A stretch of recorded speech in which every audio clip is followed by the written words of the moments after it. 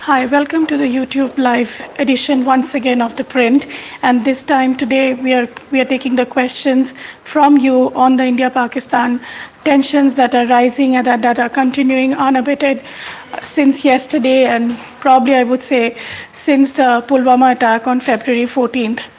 A day after Indian Air Force, struck the terror camps of Jaish-e-Mohammed in the Balakot province of Pakistan, Pakistan today claimed that they have shot down two of Indian Air Force's aircrafts.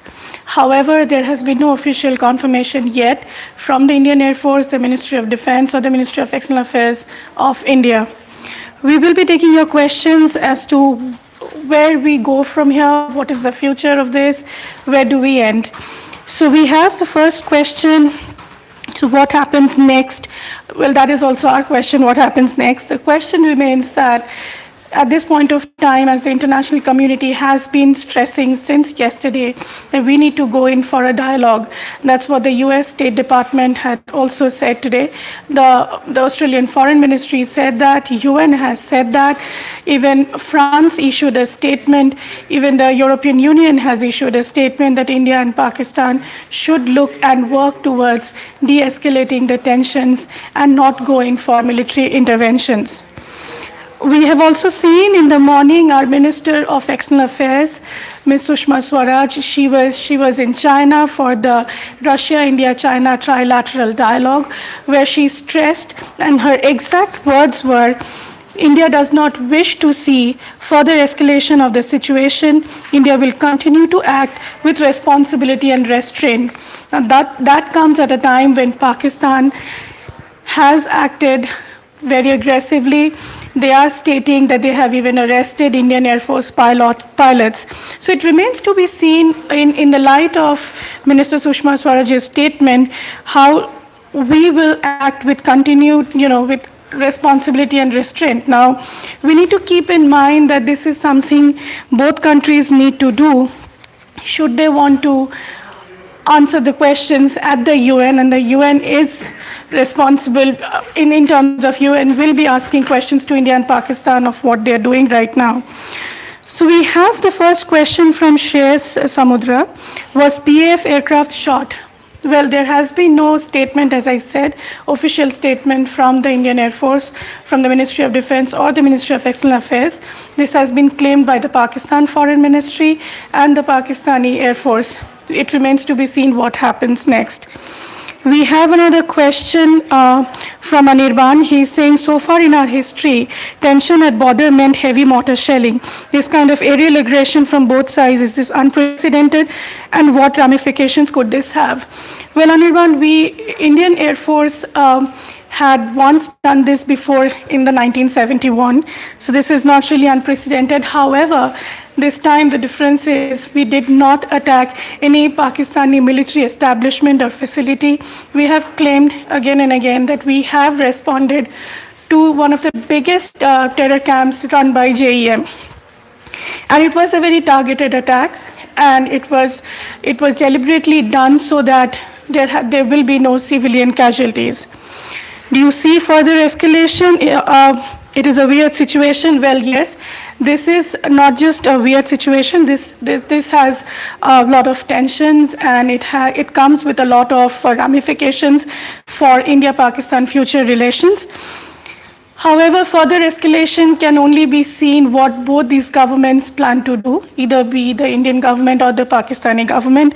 Let's not forget, at this point of time, both governments have said that they will like to exercise restraint and act with responsibility. Even Pakistan's foreign ministry has also said that we are ready to give peace a chance. However, they have also said that we should not be forced into a paradigm where aggression is the only answer. We have another question, and this is from Mr. Adib Makandar. Both countries' media are reporting conflicting things. Do you think the truth is somewhere in between? Well, that's a good question. I would say media plays the most responsible role at this point of time. If we continue to show aggression, that will be responsible. However, our job is to report whatever is happening, and we will report and we will continue to report whatever is official and that are given with proof and evidence. So you might say there is a difference between both countries' medias. However, they are also doing their job. They will be saying what their respective foreign ministries and defense ministries say. There's also a question by Mr. Kashyap, Abhi Kashyap. Do you think this fake military action statements from Pakistani side is a result of their public pressure on the military and the questioning of their own capability? Well, that's a statement that you are making, Mr. Kashyap. That is not something India has stated as of yet. We will see whether it was literally a military action or not, and what is Pakistan saying in terms of retaliation needs to be, has to be proved by them with proper evidence. Because if they have really arrested Indian Air Force pilots, so as per the Vienna Convention, they have to show his images and they have to show give his proper names and credentials, and then only remains to be seen how India reacts. Mr. Tyler Durden says, how long will the Indian airports in the northern remain closed? Well, as of now, the airspace is shut for an indefinite period. That is because nobody wants, any kind of civilian getting affected at this point of time when tensions are at a high. What happens to Article 35A? Well, a lot of discourse is happening around Article 35A. However, there has been no response from the government and nothing that they have said that they'll do on 35A. That is just a discourse that is happening. And I think that discussion is not required at this point of time. We have another question as to what is China's thinking on this. Well, our Foreign Minister, Sushma Swarajs, she just had a bilateral meeting with her Chinese counterpart, Mr. Wang Yi. It remains to be seen what China ultimately, takes as a response to this. However, we must remember that China has been part of the UN statement that was given on the Pulwama attack, where they have called out JEM and they have blamed JEM for the dastardly attacks. However, India is now taking one step ahead. It is trying to move, as per my sources in the Ministry of External Affairs, to move the 1267 Sanctions Committee.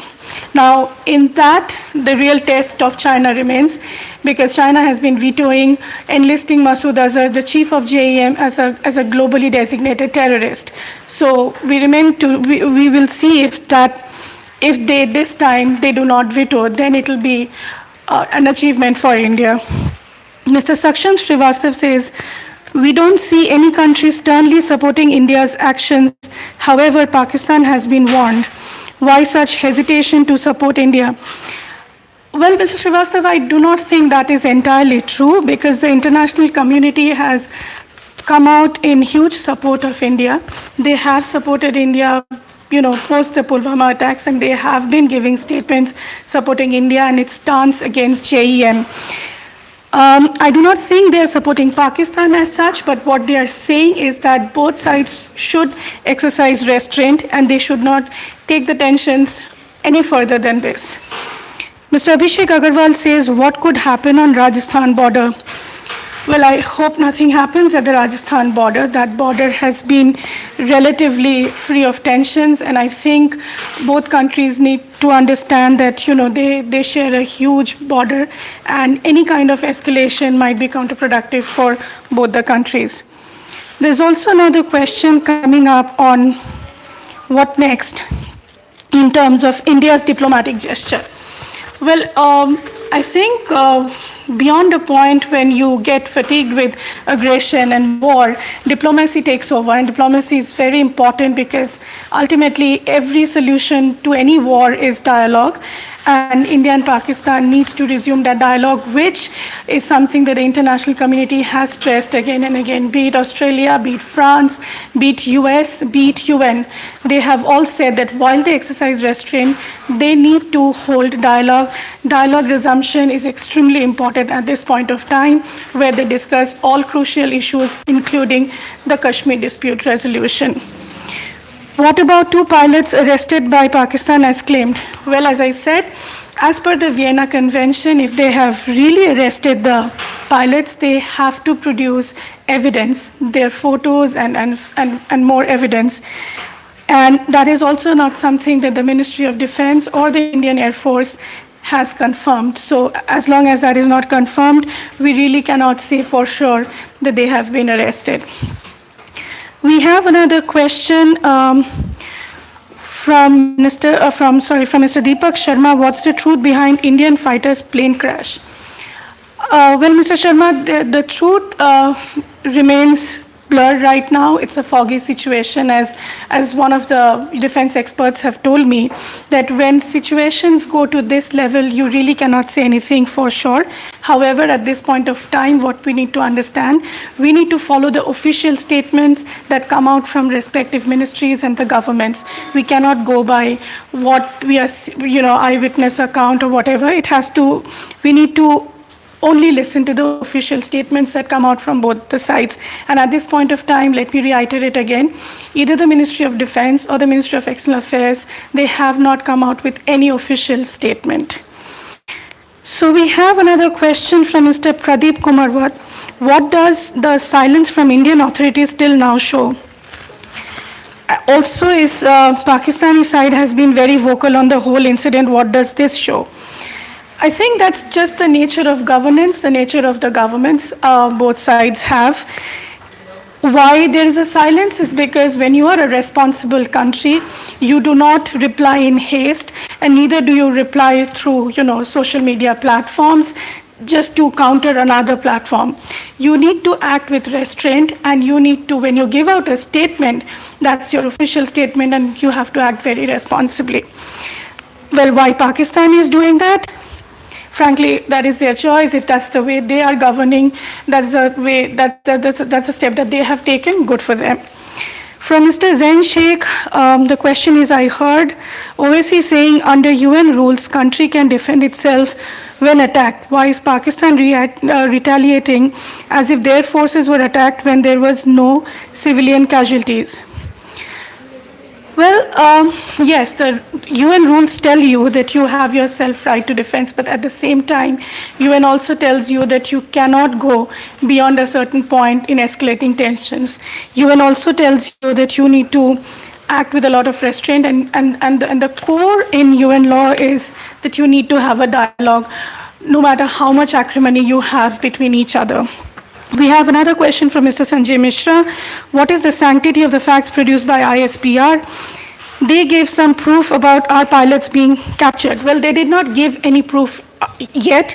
Some of their media outlets are showing some blurry images of a fighter pilot. A fighter pilot, they're saying, who is apparently from India, which is not yet been confirmed by India.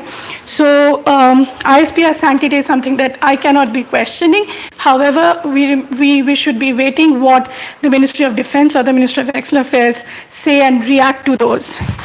Mr. Pranav Kulkarni says, is there any statement from Indian Air Force?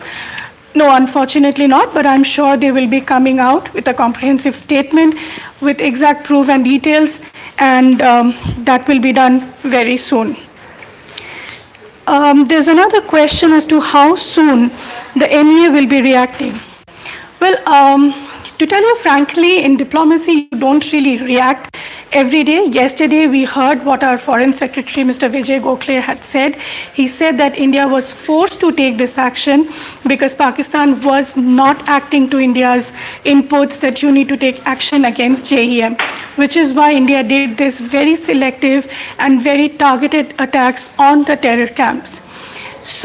But however, he also mentioned that that was a non-military preemptive action, which means that it was not targeted to attack Pakistan or Pakistani military facilities, which means that India will be acting responsibly as it has been for so many days since the Pulwama attacks.